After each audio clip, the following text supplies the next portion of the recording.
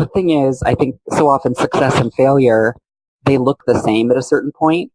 At a certain point in something that's going to be successful, it's like, what were we thinking? Why are we doing this? Nothing is working. It's all going wrong.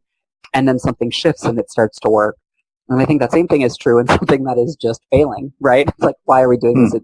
It's not working. And you have to know the difference between, if what you're doing is something like Steve Jobs and Apple computers, where it might take a while for even people inside of your own organization to come around to your way of thinking, or if what you're doing is something like the Segway, where you think what you're doing is really innovative and perhaps it needs to go back to the drawing board, or there are some kind of fundamental and basic problems with it.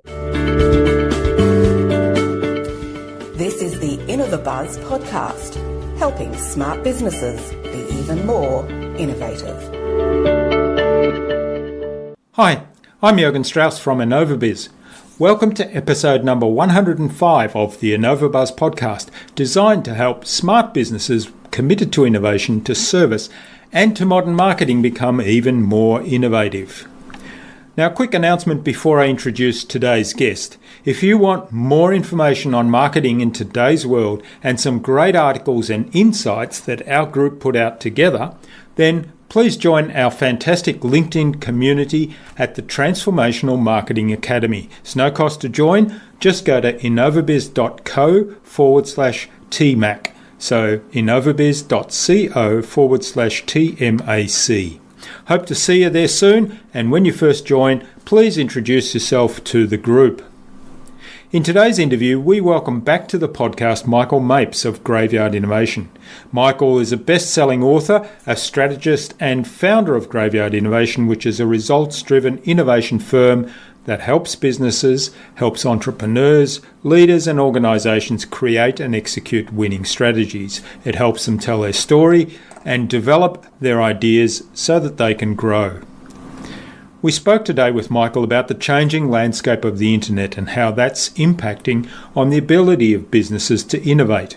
We spoke about running millions of experiments, not being afraid to fail, and how you can stand out by being a librarian for the internet. Without further ado then, let's fly into the hive and get the buzz from Michael Mapes. Hi, I'm Jürgen Strauss from InnovaBuzz, and I'm really honoured to welcome back to the InnovaBuzz podcast, all the way from Kansas City in the USA, Michael Mapes of Graveyard Innovation. Michael was my guest on episode 51 of the podcast a little under a year ago, so it's great to catch up again, Michael. Of course, we also had your business partner, Janette Valentino, on episode 59. So welcome back to the podcast, Michael. It's a privilege to have you here. Thank you for having me. I'm really happy to be back. It was one of my favorite interviews I did last year, and I've shared it all over, and I'll do the same with this one. Oh, thank you. Now, last time we spoke, you shared a bit of your personal journey, so we won't recap on that. But what I'm interested in, I guess, is what's happened in the meantime. You still there? I think I muted myself. Great start, Michael. So definitely. So people can go back if they want to hear kind of about my personal journey and what I've done. So what we do at Graveyard Innovation is we design and execute winning strategies for companies and entrepreneurs that have original ideas or original product lines or original services, because when you launch something that is truly innovative or truly original, truly unique, truly different, you don't really have a language to talk about it. You end up being the weird person at the cocktail party for a long time. And the thing is, I think so often success and failure, they look the same at a certain point. At a certain point in something that's going to be successful, it's like, what were we thinking? Why are we doing this? Nothing is working. It's all going wrong. And then something shifts and it starts to work. And I think that same thing is true in something that is just failing, right? It's like, why are we doing this? It's not working. And you have to know the difference between, if what you're doing is something like Steve Jobs and Apple computers, where it might take a while for even people inside of your own organization to come around to your way of thinking, or if what you're doing is something like the Segway, where you think what you're doing is really innovative and perhaps it needs to go back to the drawing board, or there are some kind of fundamental and basic problems with it. So that's what we do. What I've really noticed right now is there's kind of two competing forces that I see in the world, and especially in the world of business. One of those forces is that there's more original, unique, individual, interesting, powerful ideas that are starting to that are all different stages, from just starting to percolate in somebody's imagination to being in research and development to being ready to be brought to the market to ideas that are now inside of a scaling company that's growing really rapidly. And I think that's fantastic. I think at the same time, though, the other force that we see is we see this proliferation or this real mass spreading of easy answers, conventional wisdom, mediocrity, and conformity. And so I think, to me, there's a lot of things that it's like we have a lot of people talking about being curious, talking about being creative, talking about being innovative, talking about being original. But I think it's a real crossroads right now. I think as a culture and as a world, meaning as a business culture, an entrepreneurial culture, and then also as a world, as to whether we really mean it with regards to doing interesting and innovative and creative things, or whether that's just kind of marketing buzzword or yeah, that's right. Page that we put on the front. So I see kind of those two forces colliding, and I guess I'm kind of here to support and talk about all the people who are interested in advancing a truly creative conversation, a truly innovative conversation. Not that I have all the answers, but I just know that I think the world is better when there's more diverse and interesting people with more diverse and interesting ideas. So that's kind of what I'm thinking about at the moment. Yeah, that's fascinating. I mean, there's so much I like about that. And one of the things you said, and I've always worried about this, I mean, I've been doing my business for 10 years and it's got InnovaBuzz in the name, it's got innovation in the name. And I was concerned at the beginning because I heard a lot of talk around innovation in the corporate world. And it was, as you say, really just a buzzword. I mean, the execution looked a lot different. And in fact, those people that I thought were actually practicing innovation were often hampered by corporate structures or politics or whatever it might be. One thing we have to remember about that, I think, too, is that we're not coming from a perfect past. We're not coming from a world in which all people have been able to bring their opportunities to the table and have them evaluated fairly. And we're not coming from a world in which it's not like companies were perfect 50 years ago and now there are problems, right? It's like an evolution over time. And but that doesn't mean that the rate of evolution, I mean, that's incredibly important, right? Are things moving along quickly enough? You've got 70% of the workforce largely disengaged with what they're doing. So that, to me, is just one of the trends that you think might cause people to wake up.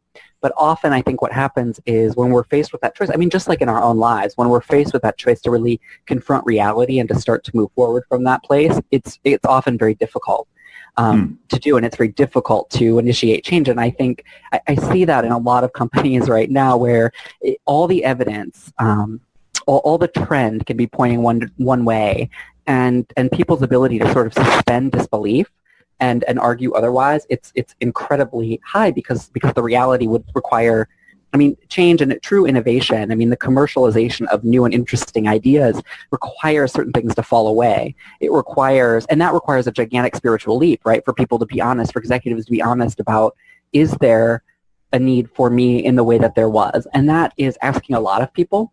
But I think it's asking a lot of people not to do that as well, because the cost of not innovating is so very high. Like, one of the things that I see right now is customers have so much power because they can look up 50 businesses, 100 businesses, in some cases 1,000 or more businesses before they ever have to pick up the phone and have a conversation.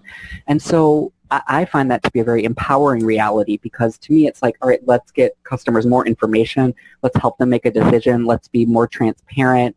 Let's just deal with the reality that we're in. But I'm often sitting in like meetings where I just feel like people have not caught up to that particular reality, right? It's like, we can kind of like keep our customers in the dark, or we can manipulate them, or like as if marketing is some voodoo magic thing, right? That can just distract people long enough to get them to pull out their credit cards. And I feel like those companies are not like I feel like that they're already irrelevant, you know, and so I feel like so much of it now, it's not really like if we'll innovate or if we'll evolve, like we will. It's just kind of like, is that really painful and long and hard and frustrating and a lot of people caught in the crossfire of it? Or is there some kind of more perhaps enlightened or illumined way to do it? And I think that's an open, a really open question right now. And I like what you said there. You know, a lot of companies haven't quite caught up with the fact that the consumer does have power these days. I mean, we're working with a lot of clients right now on reviews, particularly Google reviews, and that if you look online, and most people do this when they buy something or when they're going to, even in the B2B space, they'll go online and they'll check out what other people have said about it. And the interesting statistic that I thought was people will trust reviews online from perfect strangers. You know, if a friend of mine says to me that was a good place to go to or this is a good business to deal with, I will trust that because I like the person, I trust the person. So I take that on board, and we've always known that. But with the online space, people will trust perfect strangers' recommendations, or if somebody says something bad about a business, people will trust that and take it at face value. So it's really important for the businesses then to engage their customers to, first of all, make sure that they're providing a really good experience, and then secondly, make sure that they're engaging with them after the experience so that, you know, the reviews are actually proactively gathered, they're good, and also that they're, you know, any experience that wasn't satisfactory that can be dealt with. I was just listening to Dan Pink with his new book, When, and I don't know, I'll probably butcher the subtitle, but I think it's about the science of timing, you know, and we know from studies of startups that the idea matters immensely, the execution matters immensely, but the sequencing and timing matters more than either of those elements. So it's not, you need to have a great idea. You need to be able to execute upon that idea, but sequencing and certainly, you know, dealing with strategy as I do, most people are not operating in what I would consider strategic thinking. They're operating in some version of short-term tactical thinking, which has a place, you know, which certainly has a time, but I was listening to Dan Pink, and he was talking about, you know, with regards to your point, just how important it is to, like, even if you've been struggling in an interaction, or even if you've delivered bad news, that people tend to remember the end of an interaction. Like, for instance, you know, if your server gives you a free dessert at a restaurant, or says something really nice, or if they get it wrong, if they get your bill wrong, you know, that you tend that last interaction you have tends to really impact and color the way that you view the entire experience. And one of the things that I've learned, you know, working with people in innovation and working with people strategically, there is a lot of failure involved. I mean, the whole point of one of the ways that you get to innovation, if you don't have, you know, hundreds of millions of dollars to fund research or to do focus groups or surveys or to test out a product, is you try it in small little groups, right? Like small little samples, and you fail and you mess up and you refine, and it's much better to do that on a small scale. So part of what I've learned is just the importance of staying in conversation with people, because, you know, there are some hard days in business generally. There's a lot of hard days when you're trying to do something that no one has done before, or maybe no one has done successfully before, or you're trying to do it in a bigger way, or you're trying to attract attention. So I think really staying in that conversation is so much of what people can do. And just because someone, you know, we're happy and irritated in moments. We're not happy and irritated as like state stuck in amber. And I think it is so important to stay in conversation and also to be honest with ourselves. Like, so far as I know, no one has built like the flawless, perfect product that solves all problems. You know, I'm willing to be corrected on that, but I've yet to come across it. And I think what's so important about that is if you're more honest, like none of us are 100% objective, but there are people you can hire that may have a higher level of objectivity. There are people in your life that, you know, may be less emotional. Like I study Myers-Briggs just a little bit, so, and I'm an INTP. So, you know, one thing we're known for is accuracy. But there may be that person in your life that can see things clearly. Like one of the things you should really, I think, try to do is be honest with yourself from the beginning about, okay, what is our value? Or I try to go for like an invaluable proposition, right? The most valuable thing. And then where are we weak? Like, strategy is so much about knowing where you're going to compete and on what grounds. And if you're more honest with what value you're trying to bring to customers, then you can sort of see which criticisms might be really important for you to focus on and to try to correct, and which criticisms are not as important because they're not so centered around the value of what you provide. And I'll just say finally on that, drinking Kool-Aid, and that is not attractive to anyone. That's not attractive. If you have people in your life who are, Kool-Aid drinkers with regards to certain things, or certainly in a business, being able to see the weaknesses as well as the strengths of what you offer, that is a huge strength in life and in business. So I would say, if you can get more real from the beginning about your identity as a company, then you can engage a whole lot of things around those reviews, and you can start to, even working with someone like you, Jürgen, it's like then they can so much more effectively frame and think about, okay, what do we want a website to do? How do we want it to do it? Why do we want it to do it?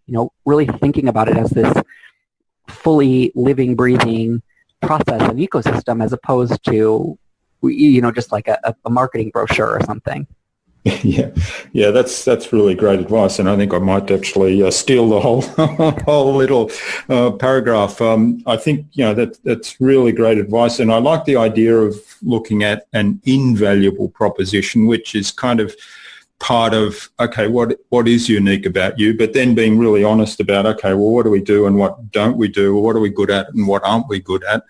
And it may be perfectly okay to remain not good at the things we're not good at, but being honest about it, and then also being open to feedback, so that if there are areas where it would make sense to improve, that you actually take that feedback in and you can then do something about it. So good as well, because when you genuinely care about what someone says, there are people, there are jerks in business and jerks in our life where the feedback and the criticism someone is giving, it has very little to do with us. It's just their own nonsense or something. Yep. And you can usually, but that to me is such a small minority of people. Usually people have really diligent, really useful feedback. Now, that isn't to say that you take every piece of that feedback and reinvent your business every 5 seconds.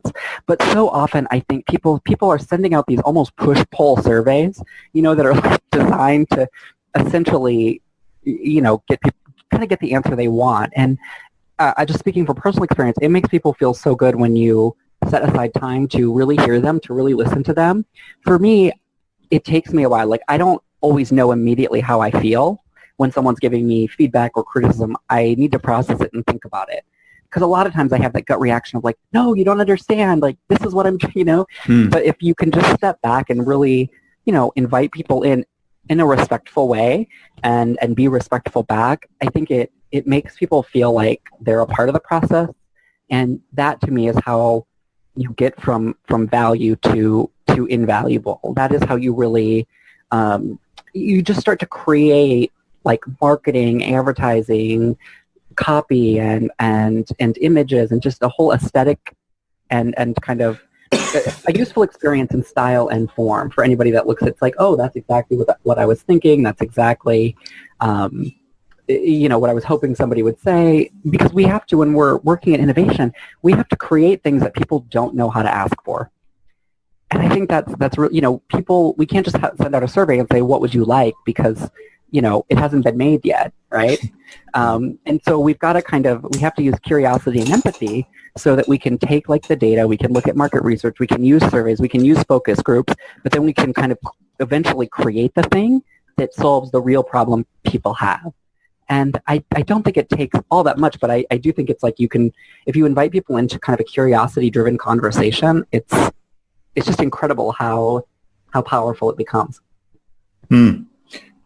Yeah, that's really great advice. Now, you mentioned that your focus is on helping people with the long-term strategic stuff. I saw your website has on its homepage the strategic storytelling process and the Idea Lab. So tell us a little bit more about your process. I'm really fascinated by that.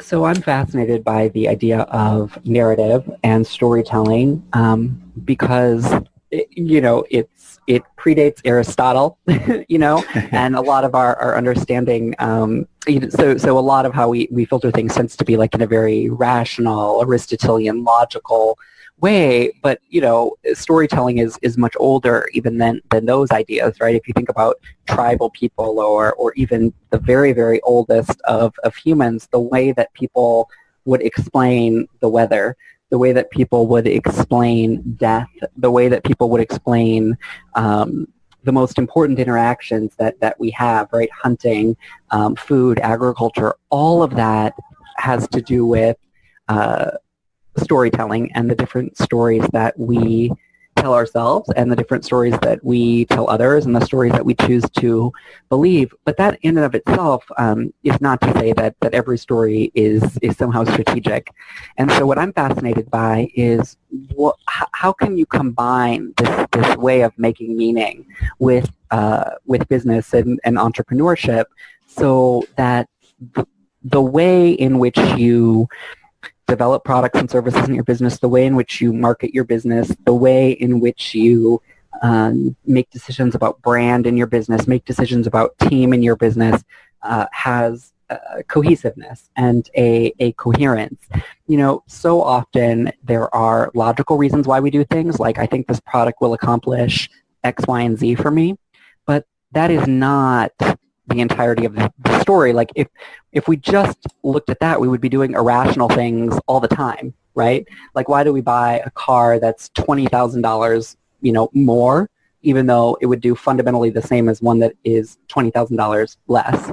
That has nothing to do really with the features. That has to do with something else. For instance, like if you have a story that a car is primarily a mode of transportation, then you may care immensely about the economic value of it, or much fuel mileage it gets, or something like that. If you have primarily a story in your mind that a car is about luxury, then you may buy something different. If you have a story that a car is about status and representing something to the world, you have still something different. And of course, that's a simplification because we have many stories coming from many different backgrounds of which one rises to the forefront. But you can see the way in which if you start to understand and engage with those stories, that you can make a whole lot of decisions about your brand. If you look at something like Harley Davidson, okay, Harley Davidson is not like the best motorcycle ever to be manufactured in the world, but Harley Davidson is about meeting up with other people, sharing community,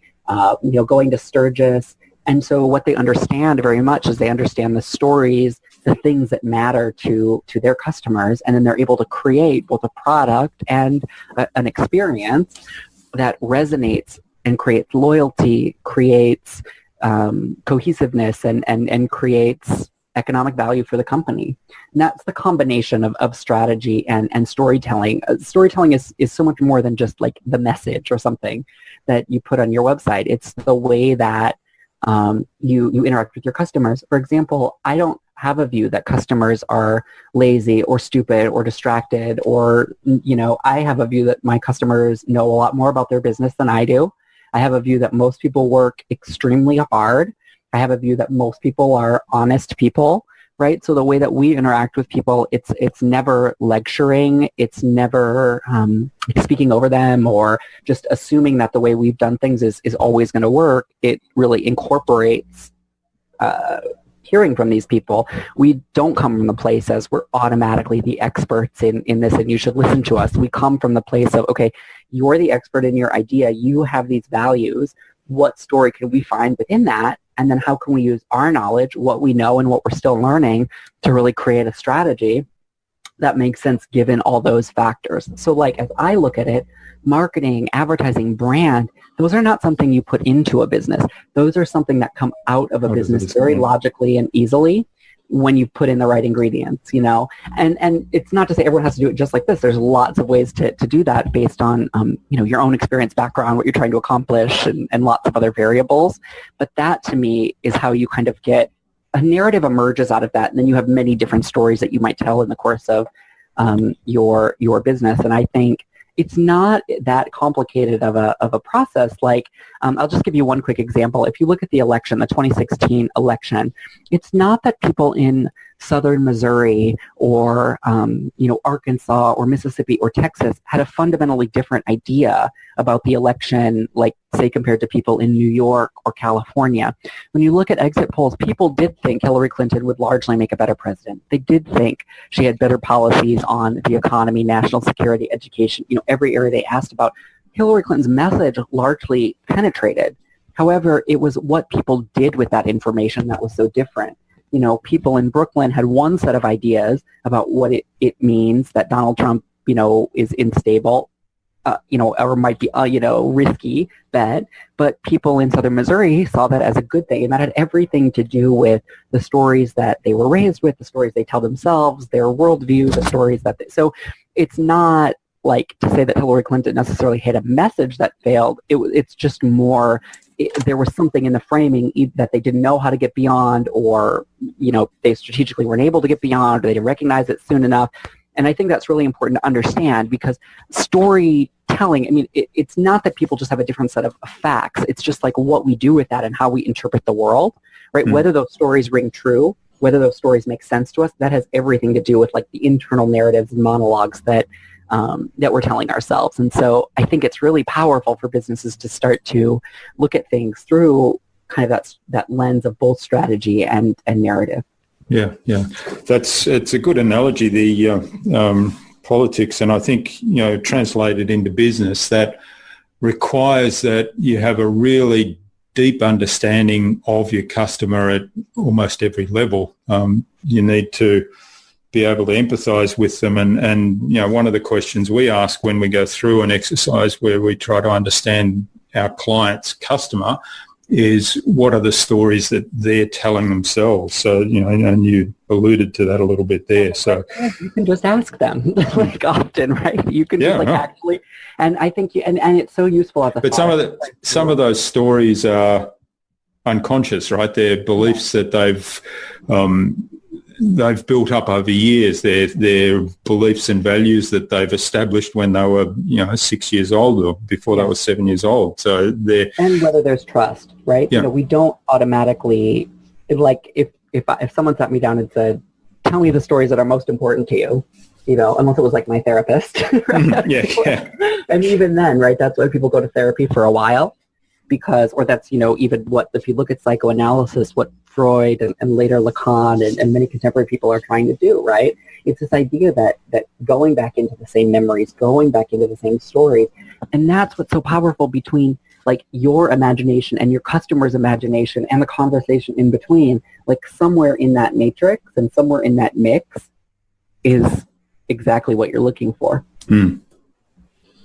Yeah, of course, you can ask a lot of questions. You talk a lot about curiosity, right? So you can ask a lot of questions that are not psychoanalysis, but give you an idea of what people value and how they think and so on. So, and then the challenge is to be empathetic with that. And one of the things we ask in our work is, what does your client believe that you don't believe? Because that's, to me, that is kind of the essence of how can you be empathetic with that person. And, that may actually highlight that, hey, we're at polar opposites and I can't actually work with that person, which is fine, because not everybody's a match. But it may be that, absolutely, that person believes that money is the root of all evil, for example, whereas I believe that, you need money to be successful and to make a difference in this world.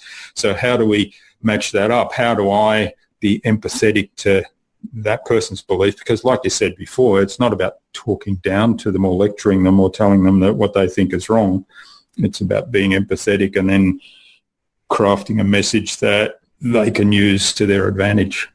And that's part of, I think, what people run into, because cliche often sounds like wisdom, and cliche often sounds like something interesting, but it isn't. Right. And so I think a lot of people, it's like, you can't just like look at the front end of somebody's like marketing and then like use the same word. I mean, like, you can, and a lot of people do, and it's a shortcut. And like, sometimes it works in the short term. It doesn't work in the long term, and it often doesn't work in the short term. But I think, with what you're saying, like, that is so, like, I wrote that question down, like, what is it that your client believes that you don't believe? Because, beliefs are evolving and in motion, and we should be open to new evidence and them evolving and changing. And, certain things are not like a matter of fact or a matter of doing a study or something like that. But I love that, and thinking about, okay, is this like a fundamental thing, as in like people who believe this would not be a client? Is this something we can move beyond? Is there something? I think it's just really powerful to imagine the world from a bunch of multiple perspectives, because it does give you a deeper respect for it. And I just think this is something that has to emerge for people over time as well. Like, you should be, it gets richer, as you go. And I always try to just be, like I said, I need a lot of time to think about how I feel about things, so I'm always like trying to step back and I'm just amazed. Like, Like, every moment I think the world is shrinking, or everybody thinks the same, like, a real human being comes along to just disrupt that idea, to change that idea. And that's one of the things I think that's so important for people to marketing online right now, because, I have a lot of concern about people who like conscious entrepreneurs, solopreneurs, freelancers, like, because to me there's a lot of changes that are coming. There's been a real corporate intrusion into the space. We're at a point right now where 96% of the people who are on the internet who are going to be on the internet are on the internet, right? So until like North Korea and Myanmar opens up, there's not like vast new customer bases that are going to be getting online, because we've seen sort of the corporate consolidation of online learning and education. And the thing for me, the thing that really, really gives the smaller business, the solo entrepreneur, the David rushing down the hill to fight like 10 Goliaths, the advantage is differentiation and uniqueness and originality. And I think, especially in the beginning of a business, there's a lot of talk about automation, and that's important at a point, and figuring out what to automate so you can, free up your time. That matters. But I'm so interested in personalization before automation, and really figuring out, okay, because when you're small, you can get so close to your customers. As you get bigger, that's much harder, you know what I mean? And so I think being able to get really close to your customers, really curious, and then, just be in process with them, that is the advantage. Like, that's something Walmart can't do that. Walmart can't have that kind of an intimate conversation with its customers. Like, there's too much distance there. There's too much bureaucracy. And so what I would say is, like, absolutely we can learn from people. Absolutely we can copy some processes from people, and absolutely we can automate. But when you're just starting out, like, differentiation and personalization, and if you can do those things, then, like, I believe you'll most likely at some point stumble upon or create a product or service that is really worth scaling. And I think so many people, it's like they rush, it's like they want to skip that step. But for me, that's the most joyous step of creating a business, is that deeply intimate, personal, powerful connection with somebody who's going to give you money. Like, I will never forget being 19 and somebody paying me $15 for 15 minutes of consulting. Like, that changed my life, because I was like, if they could give me one penny, it would have changed my life, right? The idea that there was something I could think up that was actually valuable to another human, incredible. So I just encourage people not to rush past that and like embrace that, because there's so much power there.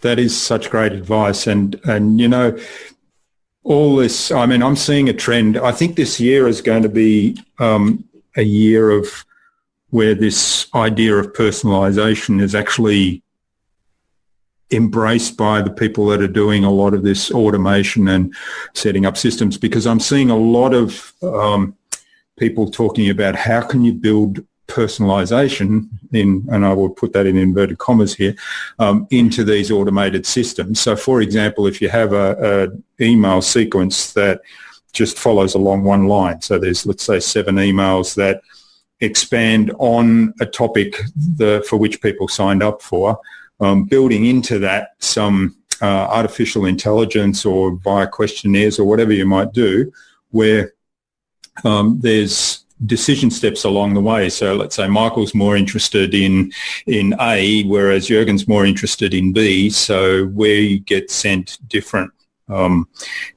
content that's more personalized to what our interest is. I'm seeing a lot of that happening. So I think people are recognizing that personalization is actually getting lost by some of the automation here and trying to backpedal or build it in. But I think what you said in terms of actually having that one-to-one personalization, that is actually so valuable, and that really can differentiate you. And Seth Godin says, find the smallest audience that you can live with and absolutely delight them, obsess over them, really get to know them, and you're going to grow. Exactly, because then you can make such smart strategic choices. Like, I think we have to remember that like-based and interest-based advertising is not the end-all and be-all of the conversation, because again, we only know to ask for what we know to ask for, and we only know, typically if you ask me I don't know how to say my favorite food is a food I've never tried. Right? Yeah. I only know how to say my favorite food is mashed potatoes, my favorite food is ice cream. I only know something that I've tried. So it's like, if you're going to say, and Michael likes B, you can absolutely personalize on that. And you can also remember that maybe that's because Jürgen's never been exposed to A, or it hasn't been framed in the right way. And I think we need to get the data, but that we need to really intuitively and intelligently, based on knowing our own customers and our own company, our own goals, as well as our customer's goal, interpret that data. And I think so often it's like the rate of everything right now is such that people are really... you can have validity without data. I heard Roger Martin say, and I like that way of thinking about it. You can read certain things into this and then test it out. It's just a hypothesis. It might be completely wrong, or it might be completely right, or it might be somewhat right, or it might. So I encourage people to be it's not all or nothing, success or failure. You should be running a million little experiments and tests in your business all the time. If I want to know if a narrative I've created for a client is strong enough, I just start calling up podcasts, radio shows, and pitching it, right? I start calling up TV producers, and you know what? They tell me no if it's not strong enough. And then I can go back to the drawing board rather than, okay, let me just fret about this for days and days and days, or weeks and weeks and weeks, right? I can actually just call up people and say, hey, is this strong enough or not? And there's all these kind of tests that you can design. So I think it's to me, it's that real power between rationality, reason, and data, and intuition and emotion. It's the conjoining of both of those. And I think, I just think that offers a whole lot of potential. And I'm really glad to hear what you're sharing there, that people are involved in that conversation. And you have to look at too, I think was the system really, what is the system set up for? Because so often the systems we set up are doing exactly the thing we set them up for. And often I think compassion, curiosity, care, and genuine interest and empathy was not built in early enough. So you may have to go back and revise some of the systems. And I really would just say to anyone out there, sometimes there is a short-term loss when you do that, or sometimes it's everyone else looks at you what are you doing? That's so crazy, that's so odd. But I really believe there's a long-term gain, because a lot of these things, there's so much information online, and you can go to people and learn about how to do Facebook ads, how to write copy, how to a bunch of marketing stuff, and that's all great. It's just, I would just encourage you to remember that often what's happening is people are providing a framework based on what generally works, but you are not running a general business. You are running your business. And so knowing when the rules generally apply and you should follow them, knowing when to follow conventional wisdom and when to divert from that, and where and at what time,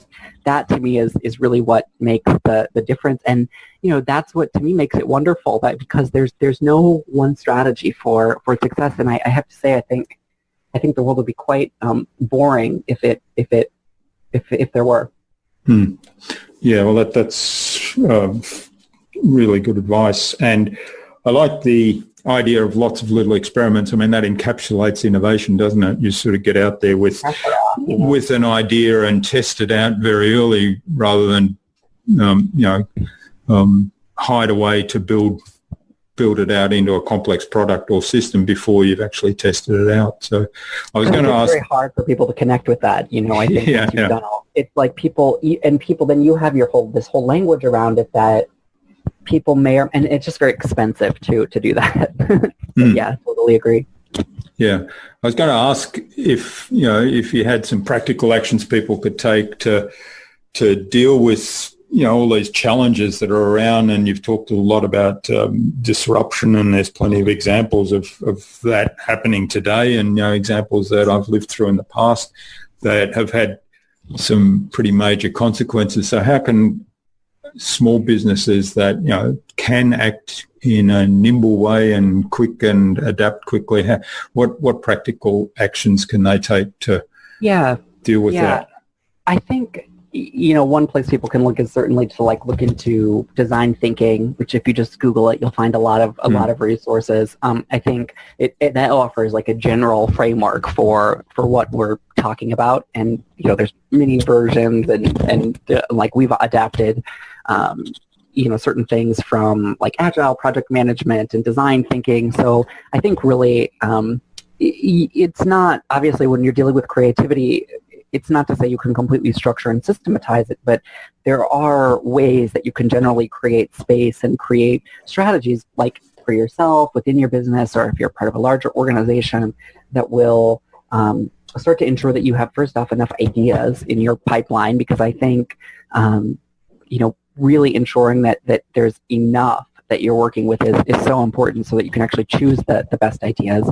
I think, and then making sure that there's space for you to fail. I think that's huge. The second thing I would say to small business owners, entrepreneurs, I think right now, really what I'm seeing is it's really important, I think, to look at the fact that information is, and this is not actually a phenomenon of the internet, although perhaps it's been exacerbated by it somewhat, but information is not really at a premium value because it is so widely available, because it is available, and some of that's what I'm talking about with corporate e-learning, the price has been very driven down by sites like Udemy, and just the mass availability of all kinds of information. And so what becomes valuable, so the good thing about that is that the barrier to entry in a lot of these areas is extremely low, and that we can, there's still some problems with access, but we're approaching something much closer to universal access, and that's good. So what becomes valuable in an economy where information is widely available is curation and context.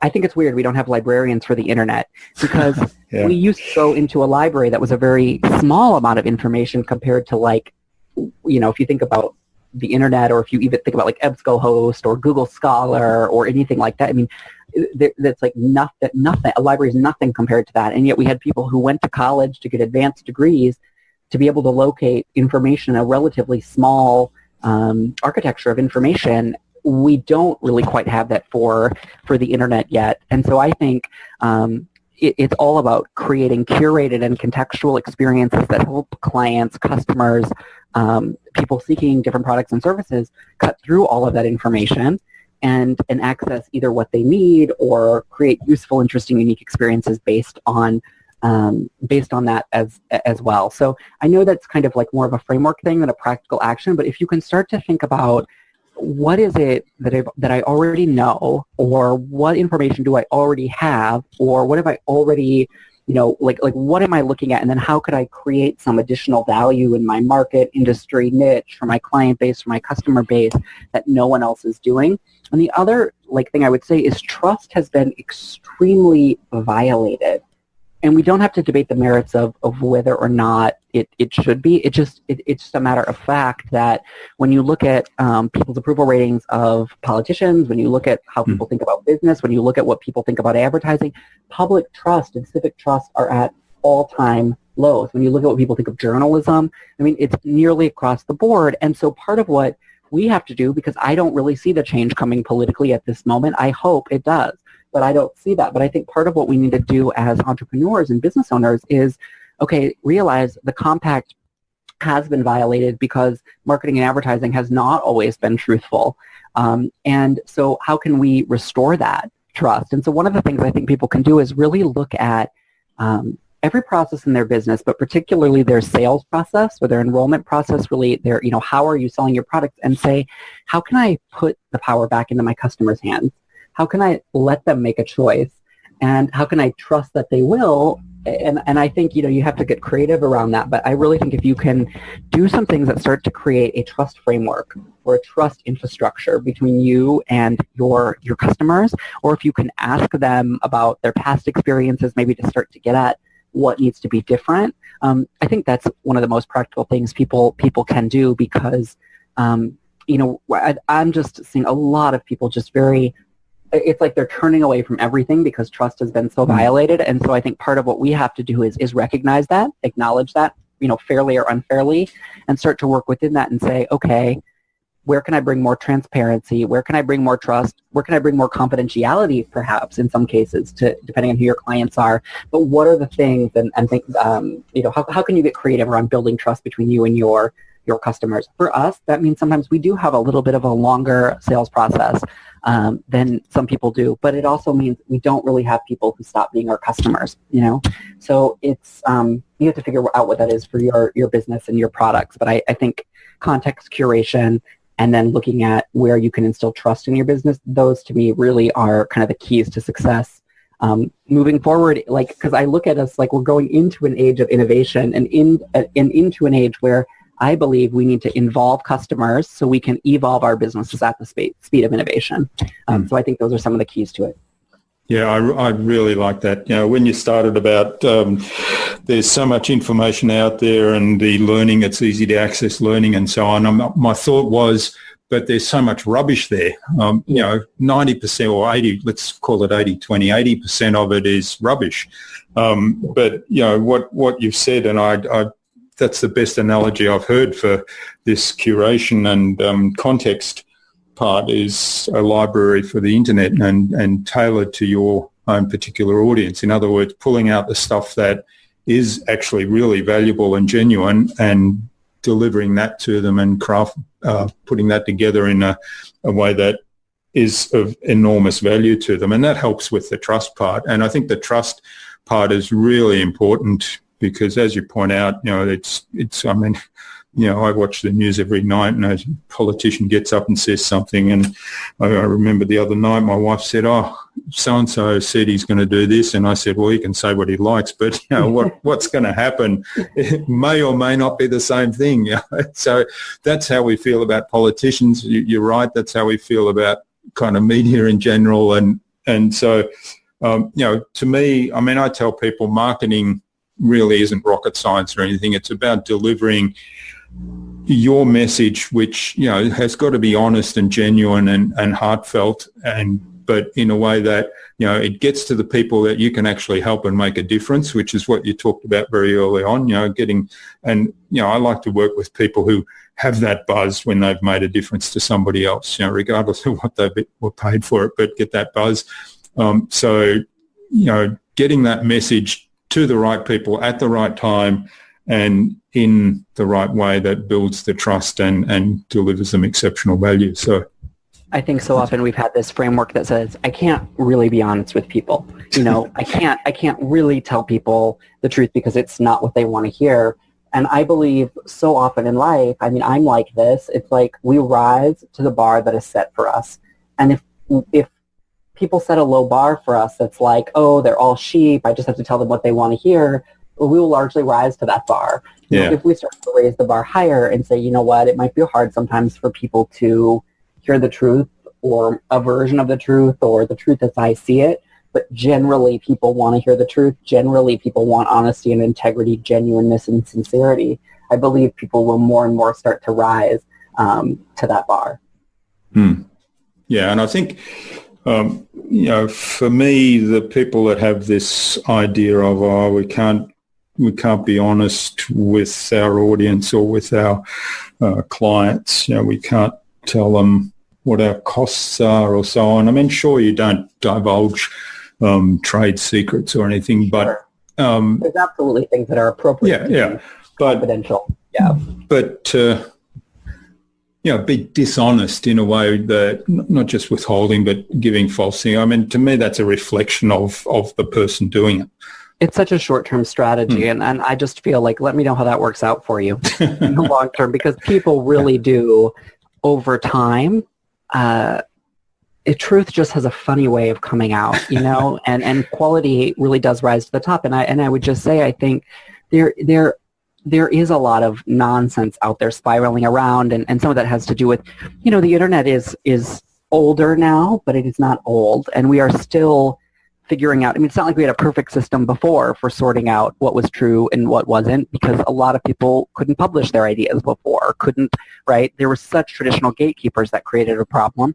Now we have kind of the other side of it, where perhaps we need some gatekeepers, but I think it's important to remember, like, all of that uncertainty and all of that sorting out process, that is entrepreneurial opportunity. That uncertainty opens so many doors that have never been opened for people. And so it's like, let's step into the gloriousness of that uncertainty and see, like, what ideas are waiting to be harvested. Absolutely. Yeah, absolutely agree with that.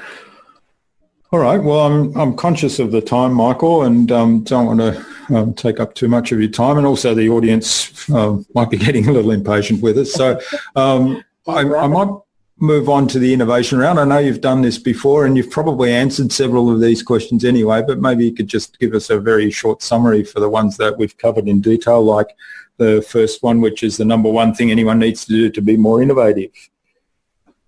I would say fail more. Fail more. Okay. Yeah. So more experiments and be prepared to fail more. Yeah.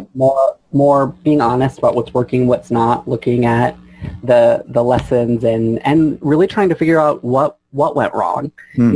Sometimes it's like, if you run the same experiment on 5 different days, you'll get 5 different results for reasons you have no idea why. And sometimes there's a very clear reason, why something went wrong. And, I'm reading a book right now that I would completely recommend called The 33 Strategies of War. And I'm reading a chapter right now about Napoleon. And what it talks about in that chapter is our biggest obstacle to future success is our past success. Because we're so tempted to rely on what worked last time or what we did before. And that is not always what's going to work into the future. So I would say, fail. Yeah. Be willing to fail more often. Yeah, that's a great advice. So who wrote that book, The Strategy of Lore, as in L-O-R-E? That is written by Robert Greene, I think. Okay, we'll post links to that as well. If I'm wrong, I apologize to the author of that. All right, well, we'll track it down. Yeah. We'll find it on the internet. What's the best thing you've done to develop new ideas or products? Listen to people. Yeah. Listen between kind of the lines and to what people are really saying. I mean, it's kind of like Sherlock Holmes. There's a power in observation, and there's a power of hearing. And sometimes it's interesting because if you do some of these interviews or you listen to people, like, I'll go around with my team and I'll say, okay, what did you just hear? Because we do not hear things the same way, right? It's like, really, you heard that? Because that's not what I heard at all, right? And that's, of course, where sense making and storytelling and meaning making all come into play. So, I would say the more I close my mouth and the more that I listen, it seems the more interesting ideas I have to execute on. Yeah, okay, great advice. Yep, and I love it because a lot of people don't understand that idea of when you and I are in the same room listening to the same person deliver a message, that both of us will go away with a totally different view of what he said. And there's a power in hearing, someone else's perspective in that, I think. It's like, whoa, okay. Yeah. All right. Do you have a favorite tool that you use to do your work with storytelling and in Graveyard Innovation? I do. Legal pads and Sharpies. For sure. By a lot, And, I've really gone back to, there's a difference between profound, powerful simplicity and, simple. And I think, I'm a huge fan of simple. I'm a huge fan of free. Like, big corporations are being strategic with every penny. And so we have to think about that as well as entrepreneurs, where we're putting our resources. And like I put a lot of money into educating myself, into getting coaching and mentoring and learning the skills that I feel that I need to learn. I don't put as much money into technology, some where needed, but like, really like Google Drive, Slack, HubSpot, CRM, those are all free. And that pretty much runs, our business. Yeah, I love the legal pad and Sharpies. Yeah, so I'm a big fan. So I've got 3 whiteboard type things plastered up on my wall here, and I love to get up there and draw on them. And I've recently purchased a whiteboard book. So it's actually an A4 book, but it's all whiteboard paper and some pens. Oh, that sounds amazing. And I'm really excited too, between this fusion of I'm kind of surprised we haven't come to it sooner, but this fusion between handwriting and technology. Like I'm really excited for some of the interactive whiteboards and the notebooks you can write in that. So I think we're starting to get to this place of like taking the best of humanity with the best of technology, and we're still finding our way, but I think it offers a lot of possibility. Yeah. So I love the whiteboard, and then I take a photograph of it with my smartphone, and then I can put it on the computer somewhere and find it easily later on and rub off the board and draw something else. Yeah, cool. All right. What's the best way to keep a project on track? Oh my, I'm probably the worst. You should probably ask anybody else on my team, but not have me work on it perhaps would be the answer to that. I think I would say discernment, really knowing when to stay the course and knowing when you need to change course. That's why education and learning, I'm just a huge, I know there's a lot of like bashing of traditional universities and all of this, but I am just a huge fan of like learning generally. But why it's so important to learn a lot is so that you have enough frameworks in your mind so that at the moment, right, the moment of choice, do I go with an established framework or do I try something new that you can decide? And I would say that, right? Sometimes it's time to let something go. Sometimes it's time to see it through. So I think discernment, and that includes discernment with how much planning to do. There is time to think about something a lot, and then there is time to just kind of go and muddle your way through. So I would say that's kind of when I trust myself on that, I tend to do better. Okay, that's great advice. Yeah, and I love the focus on education. I think that's really important. And maybe that answers the next question. What's the number one thing anyone can do to differentiate themselves? So I think hold it as a value, number one. And I would say, I heard Wayne Dyer, or I read Wayne Dyer somewhere talking about, at the beginning of an idea or a project, it's like hands off my imagination. And that and I think that's true. I think in the beginning, when you have a new idea, it's like this little tiny about to grow thing. You don't go ask everybody what they think about it, not because people are ill-intentioned, but because they don't, like, it's in your head and your heart, and you know why you're excited about it, but you may not be able to explain it yet. So I think in the beginning, it's like really giving yourself space to explore that idea, then getting feedback, once it's had some time to grow. But I think it's really holding at your core that doing something original, doing something unique, and doing something different is a value that you want to have. Not everybody has that value. Some people do have the value of mediocrity, conformity, and so I think it takes a real kind of conscious effort to say, the one thing or the two things that this world is it's not fair. Fairness has nothing to do with it, and it operates in a million infinite originalities. So I think it's really holding that's the whole thing that makes life so wonderful. And for me, it's the thing that makes business exciting and fun and worth doing. Yeah, that's great advice. All right, so embed that in your values. Now, what's the future now for Graveyard Innovation and for you? Well, we're always looking for interesting, unique, original ideas or people who want to do some aspect of what they're doing differently. And, I believe, doing it differently so that you can win, so you can be profitable and make money and, accomplish your values or scale your company or whatever the case may be. So I hope what's next for us is that we just continue to work with really interesting people that, we want to be a part of their projects and that they want to be a part of our projects. One of the things that we have going right now is we did create kind of an offshoot or inside of Graveyard, a speaking agency called the B-Song Mape Speaking Agency. And if you go to speakingagency.biz or graveyardinnovation.com, I'll link it up on there.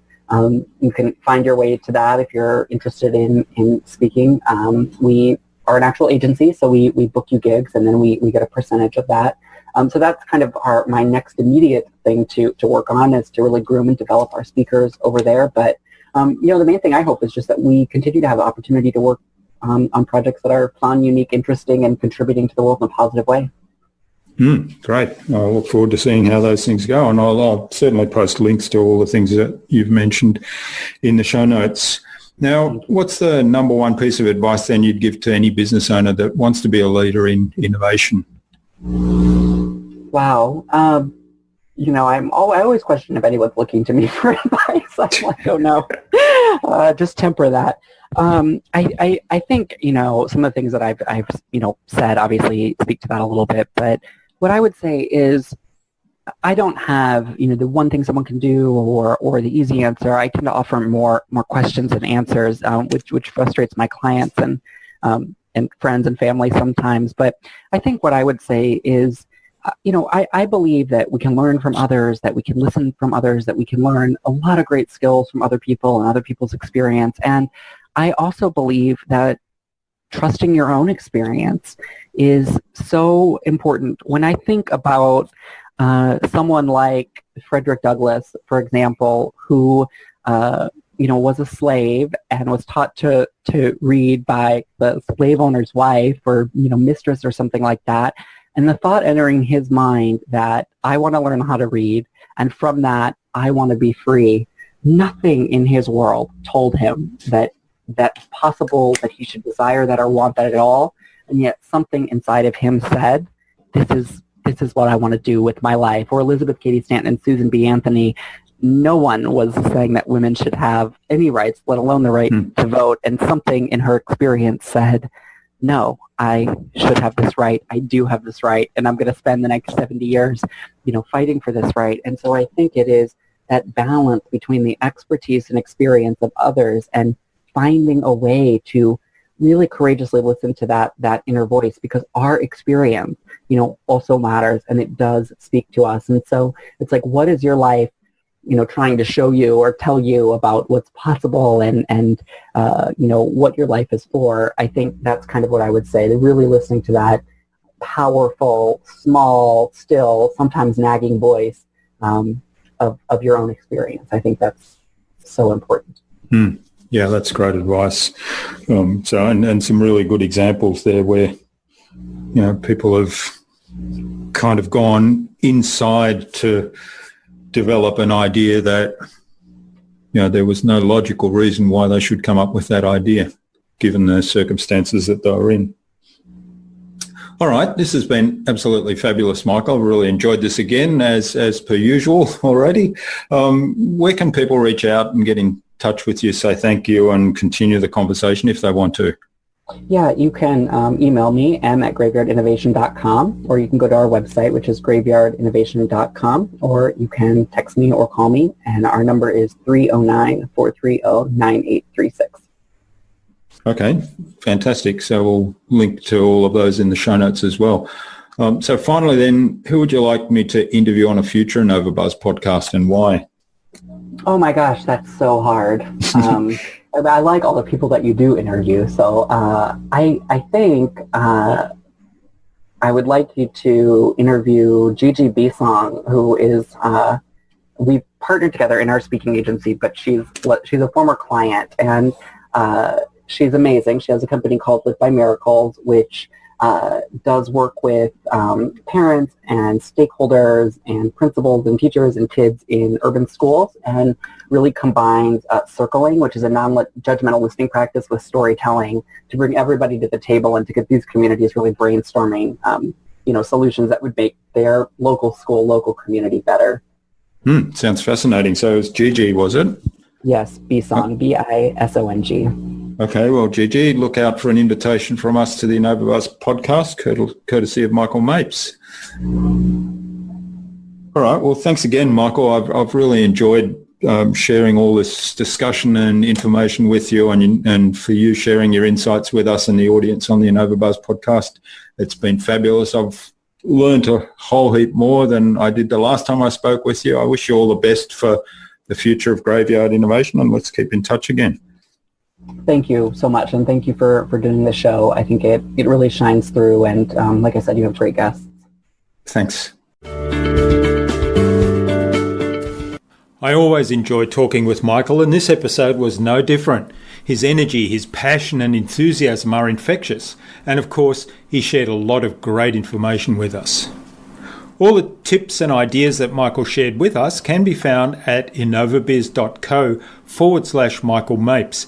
That's innovabiz.co/MICHAELMAPES.